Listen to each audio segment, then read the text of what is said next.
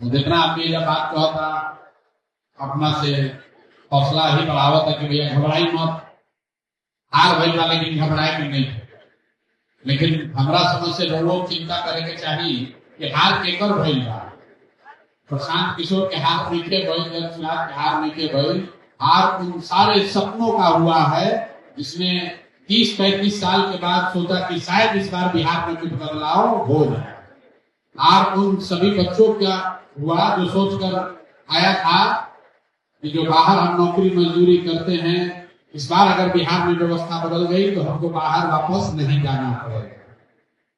तो मेरे भाई, आपको लग रहा है कि बहुत बड़ा संकट जनसुराज पर आ गया, ऐसी बात नहीं। हम लोग तो पहले से कह रहे हैं कि 5 वर्ष लगे, 10 वर्ष लगे, लेकिन जो संकट में बिहार के लोग जी रहे हैं वो संकट अभी खत्म होने वाला नहीं दिख रहा।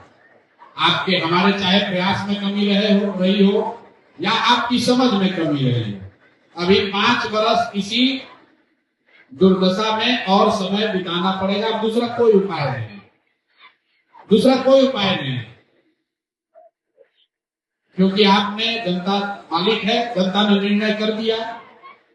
जिस व्यवस्था से 3 वर्ष, कम से कम 3 वर्ष से तो हम सुन रहे हैं, गांव-गांव जिस व्यवस्था से लोग परेशान थे, बता रहा भैया इतना भ्रष्टाचार है ब्लॉक में, इतना भ्रष्टाचार है पंचायत में, जमीन के दाखिल खारिज में, यूरिया नहीं मिल रहा है।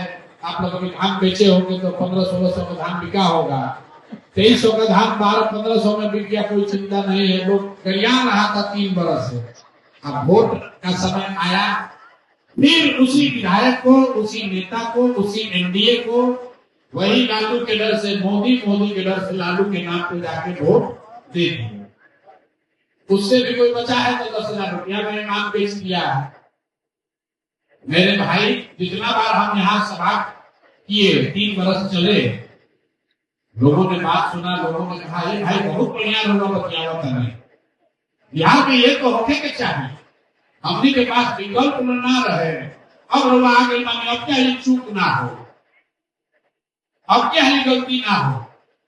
3 वर्ष लोग के समझावल गई, लोग के याद करावल गई, ठीक बात, जमीन को उतना ताकत ना हुई, लेकिन कोई ऐसा आदमी नहीं होगा जिसको ये विकल्प नहीं था कि वो जनसुराज भी यहाँ खड़ा है, कोई सही आदमी यहाँ खड़ा है, गांधी के बीच से कोई खड़ा है।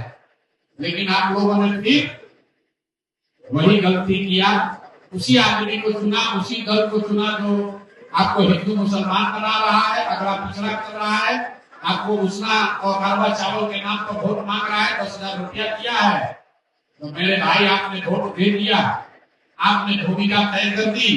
अब आपके बच्चों के लिए पढ़ाई नहीं सुधरने वाला है, आपके बच्चों के लिए यहाँ रोजगार नहीं आने वाला है।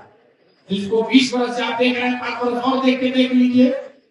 हमको कहेगा कि भाई राजनीतिक विरोधी है, हमको कोई हड़बड़ी नहीं है, 5 वर्ष और देख लीजिए। ना भ्रष्टाचार कम होने वाला है, ना स्कूल सुधरने वाला है, ना यहाँ फैक्ट्री लगने वाली है, ना यहाँ से पलायन बंद होने वाला है। अब आपके बच्चे से, आपके पति से, आपके भाई से, भतीजा से मुलाकात आपका छत में ही होगा, कोई दूसरा उपाय नहीं। और हम भी आपकी कोई मदद नहीं कर सकते। हमने जब कोनो मदद ना कर सकते, अरे भाई झूठ नहीं ना बोली। लोग अगर कहीं नहीं स्कूल बिगड़ल बा, कि सड़क टूटल होके स्कूल बिगड़ल बा, अस्पताल नहीं के, तो हम आपकी कोई मदद नहीं कर सकते, क्योंकि लोकतंत्र में आप खाली सरकार नहीं चुनते हैं, आप जितने लोग हैं सबकी भूमिका तय करते हैं। आपने तय किया स्कूल बनाना, अस्पताल ठीक से चलाना, भ्रष्टाचार कम करना, फैक्ट्री लगाने का काम, जनता जो मालिक है, ये काम आपने नीतीश कुमार मोदी जी को दिया। और आपने तेजस्वी यादव को काम दिया है कि भैया तुम विपक्ष में रहो और इन पर नकेल कस के रहो। और आपने प्रशांत किशोर जनसुराज के लिए कहा कि अभी आप इसी तरह गांव देहात में, समाज में घूमिए, सबका बात सुनिए, अपना बात सुनाइए। आपने जो आदेश दिया है वही काम कर रहे हैं।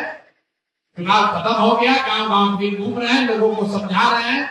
जब तक आप नहीं सुधरिएगा, जब तक अपना रास्ता नहीं सुधारिएगा, तब तक बिहार का दुर्दशा नहीं खत्म होगा। जितना जोर लगाना है लगा लीजिए, जितना गाली देना है दे लीजिए। इतना जरूर है कि अगर आपके साथ कोई जगह में अपराध हो जाए, आपके साथ कोई नाइंसाफी हो जाए, जरूर आपके साथ खड़ा होंगे। आपके साथ नाइंसाफी हो जाए जरूर खड़े होंगे, वो हमारी जिम्मेवारी है, लेकिन हम आपका स्कूल नहीं सुधार सकते, क्योंकि स्कूल सुधारने का काम सरकार का है। हम आपके लिए अस्पताल नहीं बनवा सकते हैं, क्योंकि अस्पताल बनवाने का काम सरकार का है।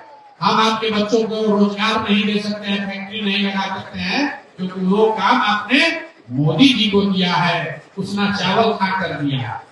तो भैया जो बोए वो काटिए,